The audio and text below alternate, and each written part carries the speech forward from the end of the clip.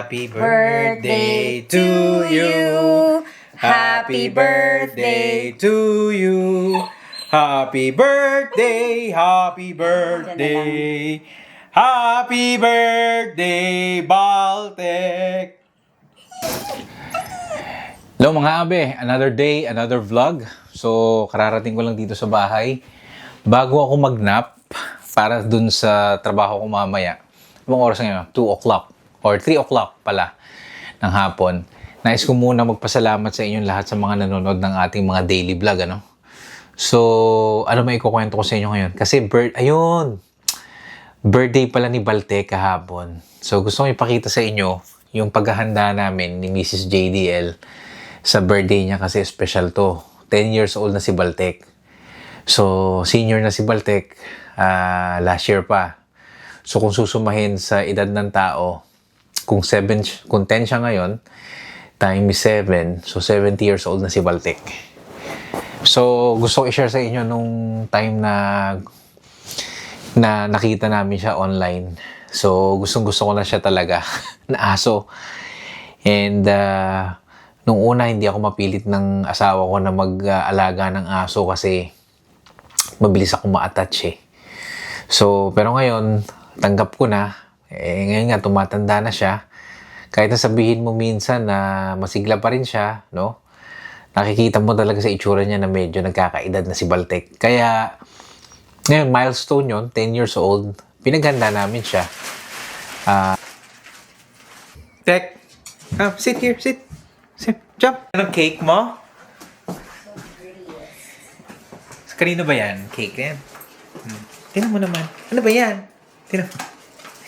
Ooh, it's my cakey. It's my cakey. It's your cake, anak. Si daddy mo nga, hindi ko binila. Cakey? Mm. Ayan, picturean natin doon sa ano. Yeah. Tapos, nag-shoot pa si Miss JTL ng Reels para sa kanya. So, kung gusto nyo mapanood, tingnan nyo si Miss JTL dun sa Buligchi sa Instagram. Kasi, pakikita ko lang yung mga behind the scene. Ayoko maka-copyright. At dito, daily vlog na nga lang to, maka-copyright pa ako. Sayang naman yung tendency na kahit papano magka-income itong video na to. There. Sit. Okay yan dyan? Okay. Okay, sit. Stay.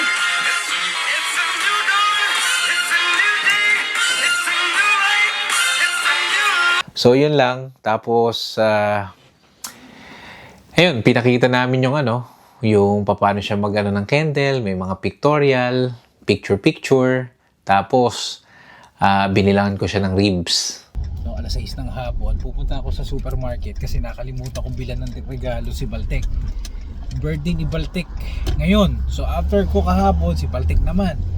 Okay? So, special yan kasi nag-iisa naming anak yan. Okay?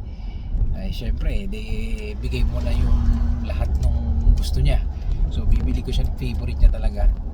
Actually, paborito nito, mas paborito nito kaysa sa steak. So, ito, bibili natin para sa birthday niya mamaya. Okay? Panoorin niyo. Yan mga abe, ito paborito ng Baltic. Ribs. Ito, baby back ribs lang. Ihiwain natin. Lulutuin natin yan para sa kanya. Okay? Diba? Paborito mo yan?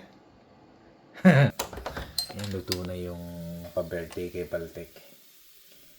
Walang salt yan, healthy yan. Ayan. So, all in all, I hope na naging masaya siya.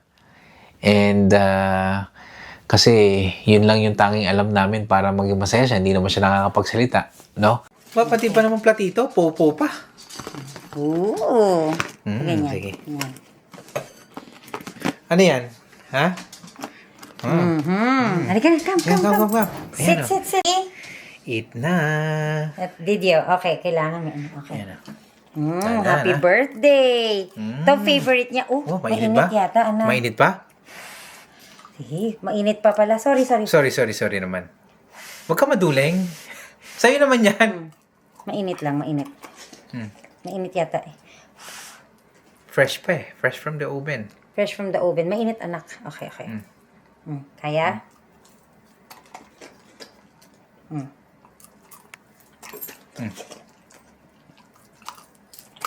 Grabe. Sabi naman. Boy, may cake ha? Sarap pa? Hindi. O, may ribs ka pa ha?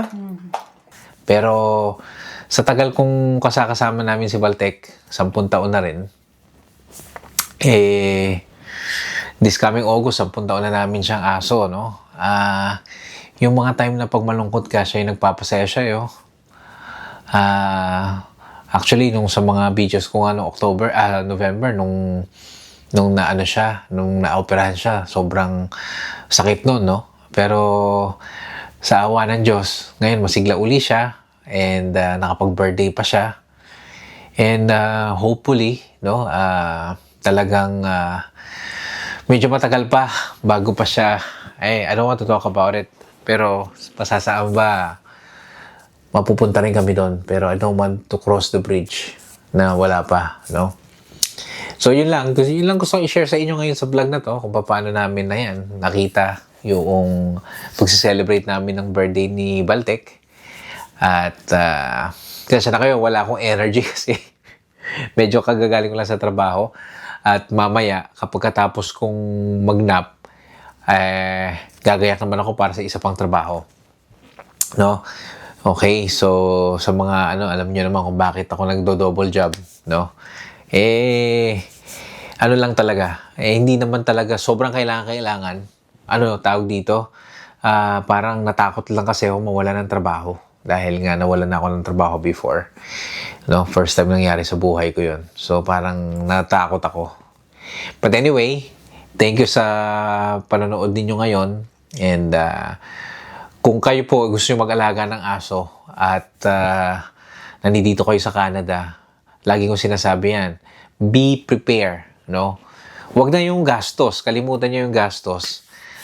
Kasi yung gastos naman kahit saan meron no? Tsaka kikitain nyo rin naman yun.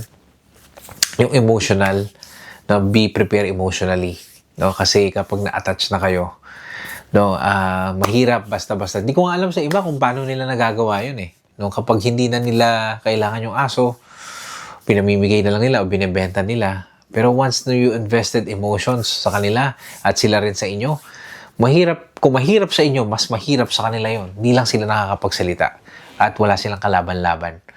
Kaya mga abe, yun lang po ang gusto kong i-share sa inyo at sana po nagustuhan nyo ang vlog na to. Like and share, and kung hindi ka pa nakaka-subscribe, please subscribe po, okay? Maraming salamat. Peso Cards, Kuya JDL. Bye!